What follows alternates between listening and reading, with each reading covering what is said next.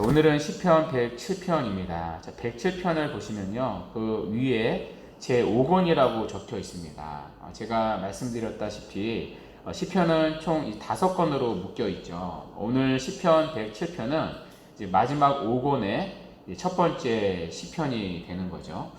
이 시편 107편의 배경은요, 정확히 알 수는 없습니다.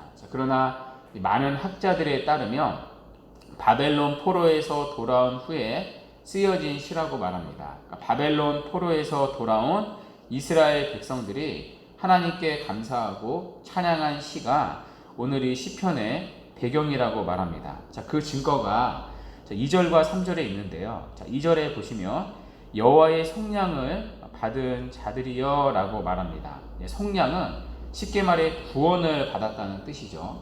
누구로부터 구원을 받았느냐? 2절에 보시면 대적들의 손에서 구원을 받았다고 말합니다. 여기 대적들은 이 바벨론 제국을 말합니다.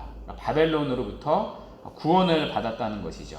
바벨론에서 포로 생활을 했었는데 하나님께서 그런 우리를 구원해 내셨다는 것입니다. 그래서 3절에 보시면 동서남북 각 지방에서부터 하나님이 우리를 모으셨다고 말합니다. 바벨론 여러 지역에 흩어졌던 우리를 모으셔서 다시 이스라엘로 돌아오게 하셨다는 것입니다. 이처럼 이 시는요, 바벨론 포로에서 구원하신 하나님께 감사하고 찬양하는 시입니다. 그러면서 시인은요, 이 하나님의 구원을 케이스별로 노래하고 있습니다. 총 4가지 케이스로 하나님의 구원을 빗대어서 설명하고 있는데요. 첫 번째는 4절에서 9절입니다. 광야 사막길에서 구원해 주신 하나님의 구원을 노래하고요. 이어서 10절부터 16절까지는 감옥에서 구원해 주신 하나님을 노래합니다. 이어서 17절부터 22절까지는 질병으로부터 구원해 주신 하나님을 노래합니다. 그리고 마지막으로 23절부터 32절까지는 풍랑이는 바다에서 구원해 주신 하나님의 구원을 노래합니다. 이렇게 이 시는요, 하나님의 구원을 4가지 비유를 통해 노래합니다. 4가지 비유를 통해서 바벨론 포로에서 구원하신 하나님의 구원이 어떠한 구원인지 다양하게 묘사하고 있습니다. 이 4가지 비유를 하나씩 나누어서 이제 살펴보도록 할 텐데요.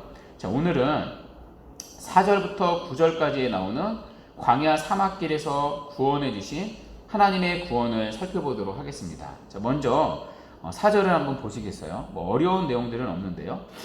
시인은 이제 바벨론에서 당한 고난을 광야 생활에 비유하고 있습니다. 4절에 보시면 그들이 광야 사막길에서 방황하며 거주할 성읍을 찾지 못하고, 여러분 광야는요, 아시다시피 길이 없는 곳이죠. 그런 광야 같은 곳이 바벨론 포로 생활이었다고 말하는 겁니다. 바벨론에서 그들은 길이 없어 방황을 했습니다. 뿐만 아니라 자신들이 거주할 성읍을 찾지 못했다고 말합니다. 당연하죠. 포로 생활을 했으니까요. 이제 떠돌아만 다녔던 느낌을 받은 거죠. 그 과정에서 그들은 5절을 보시면 그들은 줄이고 목이 말라 그들의 영혼이 그들 안에서 피곤했다고 말합니다. 바벨론 포로 생활에서 그들은 육적으로만 허기진 게 아니라 영적으로도 고통을 겪었다고 말합니다. 당연하죠. 하나님의 징계를 받아 이제 포로로 끌려간 것이니까요. 그런데 그런 궁핍한 생활에서 6절을 보십시오. 그들은 여호와께 부르짖었다고 말합니다. 그러자 하나님이 그들의 기도를 들으시고 그들을 고통 가운데 건져 주셨습니다. 그래서 그들을 7절에 보시면 바른 길로 인도해 주시고 거주할 성읍에 이르게 하셨다고 말합니다. 여기 거주할 성읍은 예루살렘을 말하겠죠. 하나님께서 바벨론 포로였던 그들의 기도를 들으시고 예루살렘으로 인도해 주셨다는 것입니다. 그래서 8절에 그들은 하나님의 그 구원을 찬양합니다. 여호와의 인자하심과 인생에게 행하신 기적으로 말미암아 그를 찬송할지어다. 왜냐하면 9절에 그가 사모하는 영혼에게 만족을 주시며 줄인 영혼에게 좋은 것으로 채워주셨기 때문입니다. 이렇게 시인은요, 바벨론 포로에서 구원받은 은혜를 광야 생활에 빗대어서 지금 노래하고 있습니다. 그리고 이 구원의 은혜는요, 단순히 한 이스라엘이라는 국가적인 구원만이 아닙니다. 여러분, 이 구원의 은혜는요, 예수를 믿고 구원받은 우리 모두의 동일한 고백입니다. 자, 우리 역시 모두가 광야 같은 길에서 방황했던 자들입니다. 자, 광야는요, 길이 없는 곳입니다. 내가 지금 어디를 가고 있는지 알지를 못합니다. 내가 지금 무엇을 위해 걸어가고 있는지 길을 알 수 없는 곳이 광야입니다. 예수를 믿기 전에 우리 모두는 이런 광야길에서 방황했던 자입니다. 저나 여러분이나 다 주님을 만나기 전에는 우리도 인생의 갈 바를 알지 못했던 사람들이었습니다. 마치 광야 사막길 같은 인생길에서 어디로 가는지 모른 채 방황하던 자입니다. 자, 그 가운데 우리 역시 영혼의 굶주림과 공허함 가운데 살아가던 자들이었습니다. 내가 지금 살고 있는 삶 이상에 무엇인가가 있는데 그게 무엇인지 모른 채 알 수 없는 원인으로 인한 공허함과 참된 만족이 없는 영혼의 상태를 가지고 살았던 사람들이 저와 여러분들이었습니다. 한 번밖에 없는 인생이 어디를 향해 가야 하는지, 무엇을 위해 살아야 하는지, 누구를 위해 살아가야 하는지, 또 어떻게 살아가야 하는지 모른 채 방황하며 살았던 사람들이 저와 여러분이었습니다. 자, 그런 우리들에게 하나님이 갈 길을 보이셨습니다. 그런 우리들을 하나님은 바른 길로 인도해 주셨습니다. 바로 그 길은 길이요 진리요 생명 되시는 예수 그리스도의 길이었습니다. 그 길을 통하여서 하나님은 우리를 바른 길로 인도해 주셨습니다. 자, 그리고 그 가운데 우리의 줄인 영혼을 배불리 먹이시고 목마른 영혼을 해갈해 주셨습니다. 생명의 떡이신 그분으로 인하여서 우리는 비로소 참된 만족을 누리게 되었습니다.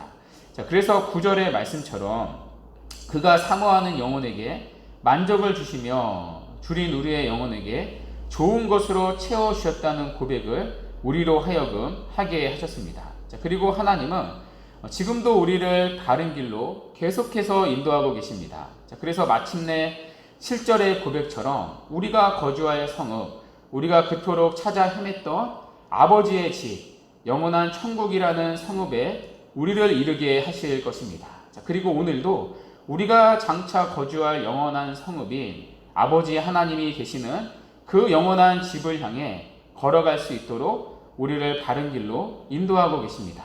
이것이 오늘도 우리가 시인처럼 하나님의 구원을 찬양해야 할 이유입니다. 우리를 인생의 광야길에서 구원하신 하나님은 오늘도 우리를 바른 길로 인도하고 계십니다. 그리고 오늘도 사모하는 영혼에게 만족을 주시며 줄인 영혼에게 좋은 것으로 채워주시는 분입니다.